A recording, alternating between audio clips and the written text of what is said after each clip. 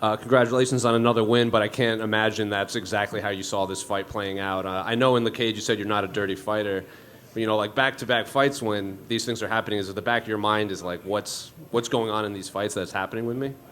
Yeah, I think it's a massive part of it is pushing the pace quite a lot. It's very quick in there. He was level changing quite a lot, so it made it quite hard. I think one of those groin kicks he milked a little bit, to be honest. But I apologize for that being the case. I'll be definitely working on that and focusing on not making that mistake again. I know I said that the last time. A massive part I'm taking home with me is just slowing down the pace a little bit. Fighting aggressively is a massive tool of mine, but at the end of the day, if you can't do that calculated, it can cost you the fight. Was there any part of you that was afraid maybe the ref would wave the fight off or he couldn't continue in there? No, to be honest, no. I think my honest opinion, those kicks were high, but that was to the leg. Like we trained that quite a lot in this camp. It was a massive part of our game plan. I think I showed that in the fights as well. We landed a lot of those kicks. And you get 2 groin strikes for every pound you miss weight. So. That's... And then, a last one on this topic. You said you might have to change your game plan and just kind of pull it back from being so aggressive. But like you said, that's the style of fighting that got you here, and that's what even Dana White mentions when you fought. Like, how difficult will it be when you're in there? It's one thing to prepare, but when you're in there, to not just kind of keep pushing forward like you used to. Yeah, I think I'm going to be fighting my personality as well. I enjoy being in there, and I enjoy pressing hard and, taking my opponent to deep waters. So it's just going to be about narrowing down technically what we need to fix in order to not create fouls like that. But also, there's a lot of good I can take away from this fight. Just off the top of my head, I felt much better in there. I felt more calculated. I felt like I'm more present. The first fight was just all over the place. My head was quite scrambled. This time, the whole experience was much better. So I believe we'll be improving every single time. I hope I showed that in this performance, and we'll be showing that again, hopefully in June or July. You mentioned your game plan. Obviously, you had a very kick-heavy attack, but you're also finding a lot of success with your hands. You were snapping his head back with a lot of your combinations. So outside of the fouls, did everything go to plan with your game plan? I think so. I think we... I really try and hunt finishes, which can not be that good, So I think technically, movement-wise, I think it was good. I think we were quick. Angles, I think we could have done much better. I think on the exit, we could have done much better. That's just quick stuff. My coach yelled at me just after the fight, and that just also shows the importance of how we approach these fights. He already had a list of stuff that we're going to need to fix. So if I land in South Africa on Tuesday, I have some homework to do. Is that normal? Every fight, he just gives you a list of things? 100%. Every single fight since I joined the pro Team CIT team when I was 18, every single time. Last one for me. You and your teammate Drickus have been very active, especially together. So when are you hoping to get back in there, and are you hoping to stay, both of you matched up on the same cards moving forward? I think when Drickus finishes Derek Brunson, I think that's not going to be the case anymore. I think he's going to be either fighting for a number 1 contender fight, or he's going to be fighting for a world title.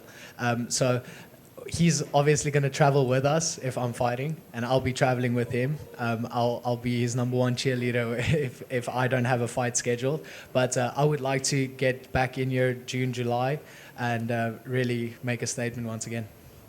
Cameron, over here, man. Going back to the weight cut yesterday for him, with him missing weight, did that upset you? You got some extra coin, which is good, but did that also give you a bit more confidence, knowing maybe you had a bit of a rougher time making the weight? Yeah, extra money, I can't complain. But it comes down to professionalism, and that's a big part of your job is making weight. So I've fought guys before in my professional career and amateur career that just don't care about making weight. Off the top of my head, my second fight in the UFC, that guy missed weight with like 8 pounds. So it's just about, we need to really make that taking away from his money, that's granted, that he deserves that. So, yeah.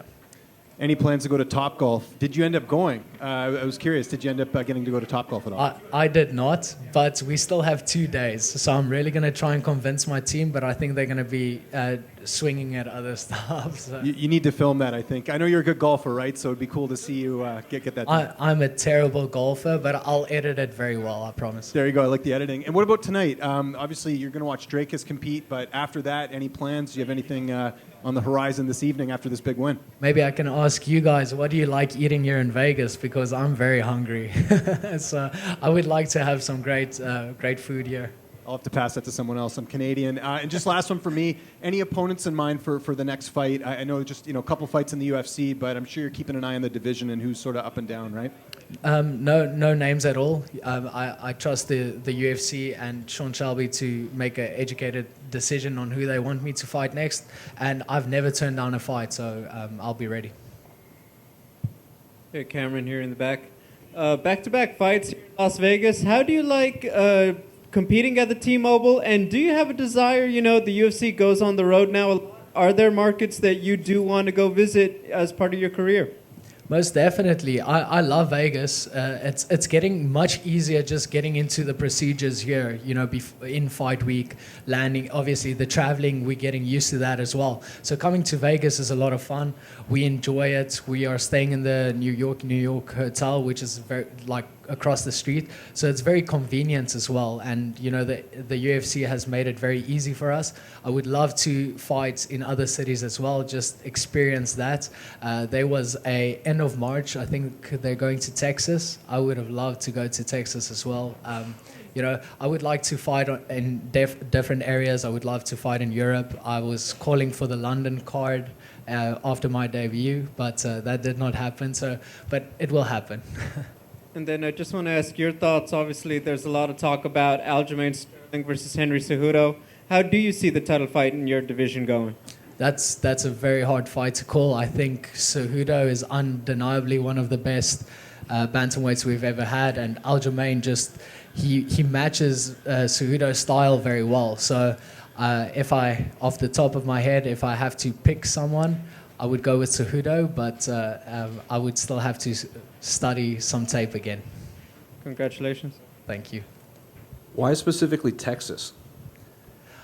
They have Texas barbecue there.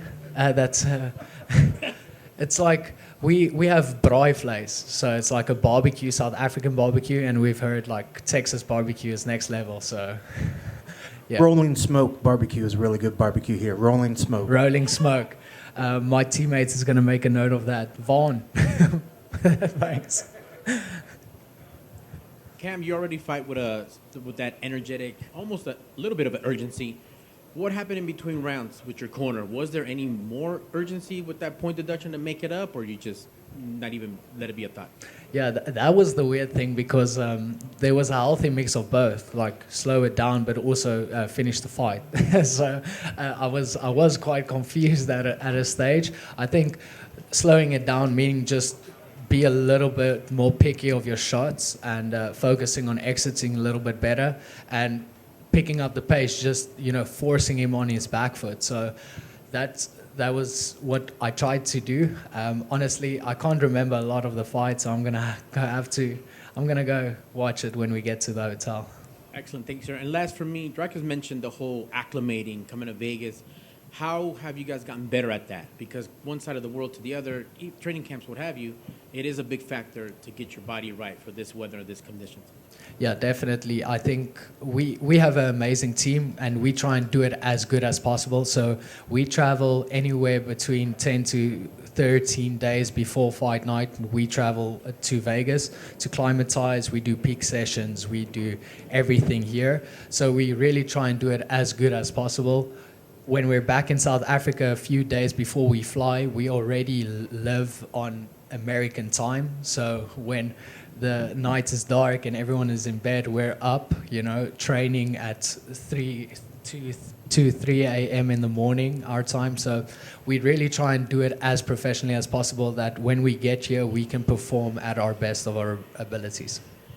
Excellent. That's a true professional. Congrats on the win and enjoy the food. Thank you.